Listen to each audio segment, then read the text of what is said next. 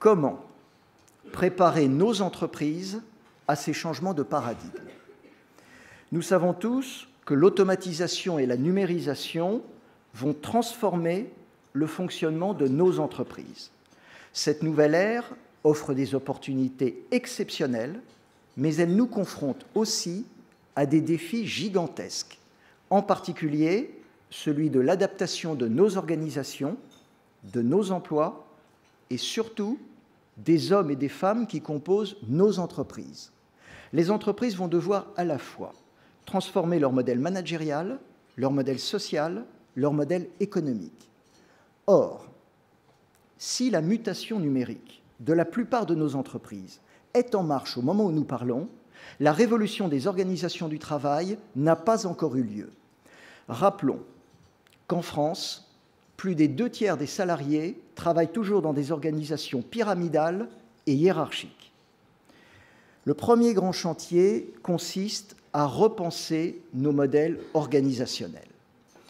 Tout d'abord, soyons honnêtes et lucides, la technologie évolue et va évoluer tellement vite au cours des prochaines années qu'il est très difficile pour chaque entreprise d'anticiper précisément les scénarios du futur.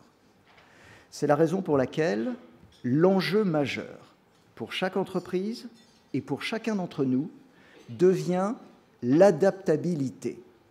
Les entreprises doivent adopter des organisations flexibles qui s'adaptent en un temps record à tout changement radical.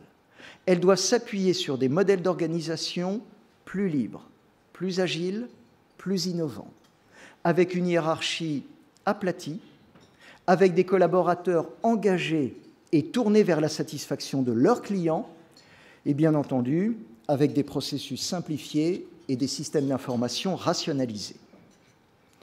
Le deuxième grand chantier consiste à généraliser la collaboration. Comme chacun le sait, la performance de nos entreprises est d'abord et avant tout collective et leur réussite résulte notamment de la capacité à s'organiser ensemble.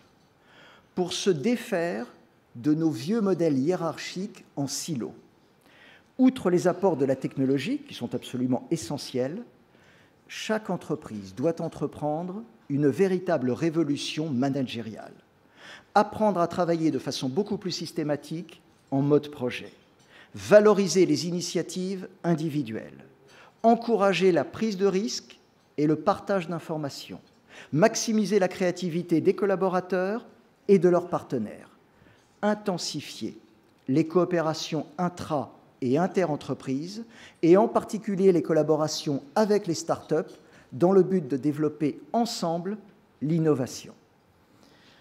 Enfin, et cette liste est une fois de plus non exhaustive, le troisième grand chantier consiste à développer le capital humain. Au risque d'énoncer un pléonasme, ce qui fait et fera la différence in fine, ce sont les hommes et les femmes qui travaillent à l'intérieur et à la périphérie de nos entreprises.